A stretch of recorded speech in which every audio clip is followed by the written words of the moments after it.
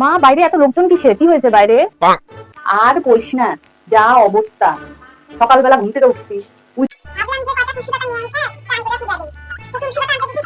এসে দেখলাম আমি তো ঘাইনা টাইনা ঝোল হয়ে গেছি। ফ্যান ছেড়ে বসি, বসার পরে তারপরে স্নান করে পূজা দিলাম। আরে শটে বলো না, এত কিছু বলার কি আছে? সেটা আমি দেখেই গেলাম। তুই তো দেখেই গেলি, শোন না তারপরে ঘটনা কিন্তু। তোর বাবা মাংস আনতে এক গাদা মাংস। এত ঘুরায় পেঁচে কথা বলার কি আছে? শর্টকাটে বলো, শর্টকাটে।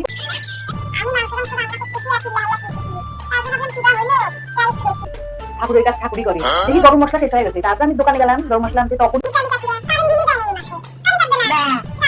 এই কথাটা এত ঘুরায় পেঁচায় বলার কি আছে? শর্টকাটে বললেই তো কারেন্ট কাটি দিয়ে গেছে, কারেন্ট বিল দেয় নাই বেশি বেশি। তুই এত বড় কথা বলতে পারলি? কখনো আমি উল্টা পাল্টা কথা বললাম? তুই বড় বড় কথা বলি, একটা কথা তো পরে শান্তি নাই।